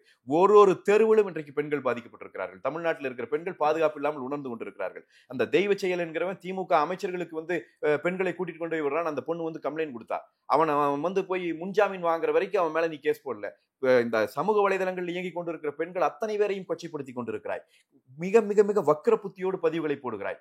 மிக மிக மிக வக்கர புத்தியோடு இருக்கிறாய் என்பதை உன் அமைச்சர் மூலமாகவே காட்டுகிறாய். இவ்வளவு இளவெடுத்துக்கிறவங்களை பார்த்த வரவுமா மக்கள் இவங்களை மேல இவங்களை தெருவுக்கு விடுவாங்க? நல்ல குடும்பத்துல பிறந்து இன்னைக்கு நல்லா வாழ்ந்துட்டு இருக்கிறவ தன் வீட்டுல ஒரு மகன் ஒரு மகள் ஒரு குடும்பம், ஒரு நடுத்தர குடும்பம் இன்னைக்கு வாழ்ந்துட்டு இருக்கிறவ இவர்களுடைய இந்த அராஜகத்தையும் இந்த ரவுடியசத்தையும் இந்த பெண்களுக்கு எதிரான நடந்து கொண்டிருக்கிற இந்த கொடுமைகளையும் நான் மதேஷ் ஒரு செய்தி நான் பதிவு பண்றேன். அதன் மூலமா நான் பதிவு பண்றேன். இது வரைக்கும் ஆர்டி பேசல. கோயம்புத்தூர்ல போன வாரத்துல ஒரு 4 பசங்களை கைது பண்ணியிருக்கிறாங்க. இது ட்ரக் பயன்படுத்தினாங்க என்று சொல்லி. சரிங்களா? அது என்ன தகவல்ங்கிறத விசாரிக்கிறோம். அது என்ன நடந்துக்குதுன்னா, கை இப்படி பொத்து இருக்குது. புரியுதுங்களா? இப்படி பொத்து நிக்குது. ஊசி குத்துறான். அவன் ஏதோ ஒரு மாத்திரைகள் சொல்றான். அந்த மாத்திரைகளை எல்லாம் அந்த மாத்திரையை வாங்கிட்டு போய் ஒரு கேன்ல தண்ணியில போட்டு நீங்க 4 சிரிஞ்சில் எடுத்துக்கிறான். ஒரு 4 சிரிஞ்ச் ஃபில் ஆகிற அளவுக்கு அந்த தண்ணி இருக்கும். எடுத்து கையில் ஏத்திக்கிறான். பூரா கை பொத்துட்டு நிக்குது. நான் சொல்றேன், காவல்துறை அதிகாரியிடம் பேசுங்க. ஒரு காவல்துறை அதிகாரி பொதுவா சொல்றேன். என்ன தெரியுங்களா சொன்னார்? கல்யாண சுந்தரம் ஃபுல் கை ஷர்ட் போட்டிருக்கிறன்னு பார்த்தாலே பயமா இருக்குதுங்கிறார். ஏன் அந்த அளவுக்கு அந்த கை பொத்து போற விஷயம் தெரியாம இருக்கணுங்கிறதுக்காக போட்டு தெரியுறான்ங்கிறார். இந்த அளவுக்கு இருக்கு ட்ரக் பயன்பாடு, கஞ்சாவினுடைய பயன்பாடு. நான் உங்களுக்கு சொல்றேன், அமைச்சர் சொல்றார் சட்டமன்றத்துல, ஹெச்ஐவி ரேபிட் இன்க்ரீஸ் ஆயிருக்கு, தமிழ்நாட்டில் டபுள் ஆயிருக்கு குறுகிய காலத்துல. அட ஹெச்ஐவி எப்படியா திடீர்னு அதிகமாகும்? சிரிஞ்சு போட்டுக்கிற அதுதான் ஆகுது. பூரா ட்ரக்கு. எவன் எந்த மப்புல சுத்துறான்னு தெரிய மாட்டேங்குது. முதலாவது குடிச்சிட்டு மது அருந்திட்டு வருவான், கண்டுபிடிச்சிடலாம். ஒரு பக்கம் கள்ளச்சாராயத்தை கொண்டு இன்னைக்கு ஒரு ஆண்டு முடிஞ்சு போச்சு. ஒரு பக்கம் கள்ளச்சாராயத்தை ஊத்தி கொடுத்து நூற்றுக்கணக்கான பேரை கொலை செய்யற இந்த கவர்மெண்ட் தானே. உன்னுடைய அஜாக்கிரதையில் நடந்து நீ திமுக காரந்தையா கைதே ஆயிருக்கிறான். இன்னும் கவர்மெண்ட் இன்னைக்கு சிபிஐக்கு வழக்கு போய் மாட்டுது, உள்ள போவீங்க எல்லாரும். எங்க பொதுச் செயலாளர் சொல்ற மாதிரி கண்ணுக்குட்டி மட்டும் இல்ல, கண்ணுக்குட்டியோட ஓனர் எல்லாம் சேர்ந்து உள்ள போறீங்க. ஒரு பக்கம் கள்ளச்சாராயம், ஒரு பக்கம் கஞ்சா விற்பனை. வீட்டுக்கு ஆன்லைன் டெலிவரி பண்றாங்க கஞ்சா. கேள்விப்பட்டிருக்கிறீங்களா? பால் ஆன்லைன் டெலிவரி பார்த்துருக்கிறோம். அமேசான் பிளிப்கார்ட்ல வர்ற மாதிரி வீட்டுக்கு கஞ்சா வருதுங்க. இவன் கவர்மெண்ட் நடத்திட்டு இருக்கிறாங்க. 80 வயசு மூதாட்டியை கொண்டு போய் பாலியல் வன்புணர்வு பண்ணிருக்கானுங்க. இந்த பல்லாவரத்துல ஒரு பிள்ளை 13 வயசு பிள்ளைய கேங் ரேப் பண்ணிருக்காங்க. எத்தனை கேங் ரேப் ரிப்போர்ட் ஆயிருக்கு இந்த ஒரு ஆண்டு 2 ஆண்டுக்குள்ள? ஆகுதா இல்லையா? அந்த 13 வயசு குழந்தைய பாலியல் வன்புணர்வுக்கு உட்படுத்தின அந்த நாய் 4 நாயை அரெஸ்ட் பண்ணிட்டு வர சிரிச்சிட்டு வர்றானுங்க. அவன் செருப்ப கழட்டி அடிக்க முடியல நம்மளால. அவனை இங்க தமிழ்நாட்டுல வந்து உட்காந்துட்டு நம்ம சிரிச்சிட்டு வர்றானுங்க. இவங்க காவல்துறை ஹேண்டில் பண்ற லட்சணம் எல்லாம் பேசி. காவல்துறையை அடிச்சு கேள்விப்பட்டிருக்கிறீங்களா? காவல் நிலையத்தை அடிச்சு உடைச்சது நானெல்லாம் வரலாற்றுல சௌரி சௌரால படிச்சிருக்கிறேன். புரியுதுங்களா? அதுக்கப்புறம் எனக்கு தெரிஞ்சு காவல் நிலையை அடிச்சு உடைச்சு ஒரு ரவுடி கும்பல் போய் மதுரையில காவல் நிலையத்தை அடிச்சு உடைச்சிருச்சிங்க. கம்ப்யூட்டர் பூரா உடைச்சு, ஃபேன் எல்லாம் உடைச்சு. ஒரு ஆளாவது போய் செய்தி எடுத்தீங்களா மதேஷ்? யாராச்சும் எடுக்க முடிஞ்சா? மெயின் ஸ்ட்ரீம் மீடியா எல்லா ஊர்லயும் ரிப்போர்ட்டர்ஸ் வச்சிருப்பாங்கல்ல, எடுத்தாங்களா உடைஞ்ச காவல் நிலையத்தை? ஏன் எடுக்கல?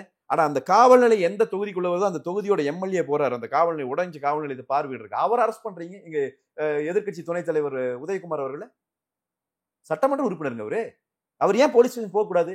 அடிச்சு நொறுக்கிட்டானுங்க. அந்த செய்தி வெளியே யாருக்கும் சொல்லிடாத, பேப்பர்ல வந்துடக்கூடாதுன்னு ஒரு உத்தரவு போட்டு ஒரு கமிஷனர் எஸ்பி வேலை செய்யறாங்கன்னு சொன்னா இது உருப்படுமாங்க இந்த நாடு? இவ்வளவு கேவலமா ஆட்சி பண்ணிட்டு கொஞ்சம் கூட வெக்கப்படாம நீ எல்லாம் நீ மாநில உரிமையை காப்பாத்துற, கீழடி காப்பாத்து. உனக்கு எங்க கீழடி தெரியும்? கீழடியாவது மேலடியாது. திமுக தெரிஞ்சது ஒரு அடியும் தெரியாது, ஒன்னும் தெரியாது. நீ எல்லாத்தையும் இதுக்கு பயன்படுத்து. தமிழ் தமிழ் தமிழ் தமிழ். தமிழுக்கு தனி பல்கலைக்கழகம் கண்டவர்கள் நாங்க. அதிமுக எங்கள் பொதுச் செயலாளராக இருந்த எங்களுடைய தலைவராக இருந்த புரட்சி தலைவர் கட்டினார் தமிழுக்கு தனி பல்கலைக்கழகம். உலகத்தமிழ் மாநாடு 3 மாநாடு அண்ணா நடத்தினார். 2வது உலகத்தமிழ் மாநாடு, 5வது உலகத்தமிழ் மாநாடு புரட்சி தலைவர் நடத்தினார். 8வது உலகத்தமிழ் மாநாடு புரட்சி தலைவர் அம்மா நடத்தினார். கருணாநிதி என்ன நடத்தினார்? அங்கீகாரமே இல்லாத செம்மொழி மாநாடு நடத்தி மகள்ல இருந்து பேரன்ல இருந்து பேத்தியில இருந்து அத்தனை பேத்தையும் மேடை ஏற்றி பாட்டு பாட வச்சுட்டு இருந்தார். அந்தஸ்து வந்துருச்சுல்ல செம்மொழி அந்தஸ்து. அந்த செம்மொழி அந்தஸ்து வந்ததுலயே எவ்வளவு பெரிய துரோகம் திமுக செஞ்சது உங்களுக்கு தெரியுமா? இல்ல, பெரிய இதுதானுங்க, அங்கீகாரம் தானுங்க. 3000 ஆண்டுகளுக்கு முற்பட்ட மொழி செம்மொழிக்கான அந்தஸ்தை பெறுகிறது என்பதை குறித்து தான் நாம இப்ப போராடிட்டு இருந்தோம். நானெல்லாம் அந்த நேரத்துல போராட்டத்தில் இருந்தவங்க தான். சரிதாங்களா? அன்னைக்கு பெரிய தமிழறிஞர்கள் போராடினாங்க. நாங்கெல்லாம் கல்லூரி மாணவர்களா போராட்டத்தில் கலந்துக்கிட்டவங்க தான். கருணாநிதி அவர் பங்கெடுத்திருந்த காங்கிரஸ் கவர்மெண்ட்ல என்ன காம்ப்ரமைஸ் பண்ணாரு தெரியுங்களா? 1500 ஆண்டுகளுக்கு அந்த லிமிட்டை குறைச்சு அதுல பல மொழிகளை செம்மொழியாக்கி அதனோடு தமிழையும் செம்மொழியாக்கினார். புரியுதுங்களா? இன்னைக்கும் செம்மொழி வென்றாருங்கிறாங்க இல்லைங்களா? எப்படி வென்றாருங்கிறது இதுதான். இன்னொரு 1000 வருஷம் குறைச்சிருந்தாருன்னா இன்னும் எல்லா மொழியுமே செம்மொழி, நம்ம மொழியும் செம்மொழின்ட்டு போயிருப்போம். தமிழினுடைய அந்த தனித்தியங்கும் தன்மை குறித்தான எந்த விதமான புரிதலையும் கொண்டு வராத மாதிரி தான் செம்மொழிங்கிற அந்த இடத்தை பெற்றோம் நம்ம. அப்புறம் அதுக்கு ஒரு மாநாடு. அந்த மாநாடு நடத்தப்பட்டது எதுக்கு? 2009 நடந்த இனப்படுகொலை. ஒட்டுமொத்த இனமும் அழுது கதறி துடிச்சிட்டு இருக்குது. ரத்த சகதியிலிருந்து வெளியே வரல. இங்க ஆட்டம் பாட்டம். கேட்டா ஒரு சங்க இலக்கியத்திலேயே இருக்குது. ஒரு வீதியில இளவு நடந்துருச்சுன்னா இன்னொரு வீதியில திருமணம் நடந்ததெல்லாம் சங்க இலக்கியத்திலே இருக்குது. யார்? இவருதான் சங்க இலக்கிய பண்டிதராச்சே. பெரியவா செஞ்சதை தான் இப்ப சின்னவா செஞ்சுட்டு இருக்கா. அப்படி நீங்க போய் அப்படிதான் சொல்றேன். நான் சொல்றேன், உண்மையா சொல்றேன். நான் சொல்றேன், நீங்க இது மக்களாட்சிங்கிற பேர்ல நடந்து கொண்டிருக்கிற ஒரு கொடூரமான குடும்பத்தினுடைய மிக மோசடித்தனமான ஆட்சி. உதயநிதிக்கு ஓட்டு போட்டாங்க, ஜெயிச்சிருக்காரு, துணை முதலமைச்சர் ஆயிருக்காரு. அதுதான் ஸ்டாலின் சீஃப் மினிஸ்டர் ஆகியிருக்காங்க. அதான் துயரம். நான் உங்களுக்கு தெளிவா சொல்றேன் மதேஷ். உதயநிதி அந்த இடத்துல கொண்டு போய் வச்சது யார்? இன்ப நிதியை கொண்டு வந்துட்டாங்க. எங்கேயும் கொண்டு வரல, வந்துட்டாங்க. முரசொலிக்கு வந்துட்டாரு. அவருக்கு அது அவங்களுடைய இது சார், பிசினஸ் சார், அவங்களுடைய தனி நிறுவனம் சார். அதுக்கு அவங்க வந்தா உங்களுக்கு என்ன சார்? இதே உங்களுக்கு என்ன பிரச்சனை? நான் என்ன சொல்றேன்னா, அந்த ரோடு எங்களுக்கு தெரியுதுங்கிற உதயநிதி அங்கதான் வந்தாரு. போன ஒரு வருஷத்துக்கு முன்னாடி எதேச்சியா முரசொலி நான் பார்த்தப்ப வெளியீட்டாளர் ஆசிரியர் 2மே உதயநிதி தான் போட்டுருந்துச்சு. சரிங்களா? அது அப்போ உதயநிதி அங்கதான் வந்தாரு. அதுக்கு முன்னாடி ஸ்டாலினும் அங்கதான் வந்தாரு. அதனால அங்கிருந்தா வருவாங்க. புரியுதுங்களா? அவங்க கொண்டு வந்துட்டாங்க. அது எனக்கு ஒன்றும் பிரச்சனை இல்லை. திமுக காரர்கள் சில பேர் அவருக்கும் போஸ்ட் தயாராயிட்டாங்க, ஒட்டுவாங்க. அதை அவங்க ஒட்டிட்டு திரிட்டும். நான் என்னை பொறுத்த வரைக்கும் இவர்கள் நடத்தி கொண்டிருப்பது ஒரு மோசடி. ஒரு குடும்பத்தினுடைய அந்த தன்னுடைய சுயநல ஒரு நுகர்வு வெறிக்காக தமிழ்நாட்டை சுரண்டி கொள்ளுகிற இந்த குடும்பம் தமிழ்நாட்டின் அரசியலில் இருந்து அப்புறப்படுத்தப்பட வேண்டும். இதை செய்வதற்கு நாம் துணிகிற போது எல்லா விதமான தாக்குதல்களையும் நம்ம மேல வைக்கிறாங்க. தனி மனித தாக்குதல் நடத்துவாங்க, உங்களை சேஸ் பண்றதுக்குன்னே டீமை போட்டு வேலை செய்வாங்க. இன்னைக்கு அதெல்லாம் நடக்குது. நீங்க கருத்துரிமை இவங்க பேசுறாங்க இல்லைங்களா, ஒரு அமைப்பு இருக்குது. பேர் சொன்னா உங்களுக்கு பிரச்சனை வந்துருங்கக்கா நான் யோசிக்கிறேன். நான் வெளிப்படையா தான் பேசிட்டு இருக்கேன். அந்த அமைப்பு இன்னைக்கு அதனோட வேலை என்ன? பொய் கருத்துருவாக்கத்தை உருவாக்கி அதை எப்படி மக்கள்கிட்ட கொண்டு போறதுங்கிறது. ஒரு விவாதத்துல வந்து உட்காந்துட்டு ஒருத்தர் பேசுறாரு, திமுக சார்பில் வந்தவர், 1,00,000 வீடுகள் கொடுத்திருக்கிறோம் இந்த ஆட்சியிலின்னு. ஏன் நாங்களும் உங்களுக்கு கீழே தானே இந்த நாட்டில் தான் வாழ்ந்துட்டு இருக்கிறோம். 2 கோடி பேர் மக்களை தேடி மருத்துவத்தில் பயனடைந்து விட்டார்கள். முதலமைச்சரே பேசுகிறார். 2 லட்சம் மின் இணைப்புகள் கொடுக்கப்பட்டிருக்கிறது விவசாயி. எல்லாமே பொய், அப்பட்டமான பொய். இதை எல்லாம் எப்படி நாங்க நிரூபிக்கிறது? நீ விவாதத்தில் உட்காந்துட்டு போய் இதை விட திமுகவினுடைய ஆதரவு நண்பர் ஒருத்தர் சொல்றாரு, நான் சொன்ன 69 விழுக்காடு இடஒதுக்கீடு இன்னைக்கு தமிழ்நாட்டில் இருக்குதுன்னா புரட்சி தலைவி அம்மா அவர்கள் காலத்திலே கொண்டு வரப்பட்டதுன்னு அவர் கேட்கிறாரு. கருணாநிதி அவர்களினுடைய, கலைஞர் அவர்களினுடைய சிந்தனையை நீங்கள் திருடிட்டீங்களாங்கிறாரு. எங்க 69 விழுக்காடு சட்டமாக்குனது யாருங்க? இதையெல்லாம் கூட பொய் பேசுகிற இடத்துக்கு வந்துருச்சு திமுக. எது வேணாம் செய்யும். நான் உங்களுக்கு இப்போவும் சொல்றேன், தேர்தல் வரைக்கும் நாங்கள்லாம் இருந்தோம்னாவே பெரிய விஷயம் தான். ஒண்ணு தூக்கி உள்ள வைப்பான், இல்லைன்னா ஆளையே முடிப்பான். அதுக்கெல்லாம் தயாராயிட்டான். இந்த அளவுக்கு நடந்துட்டு இருக்கிறத இந்த மக்கள் மத்தியில் நான் வைக்கிறேன்.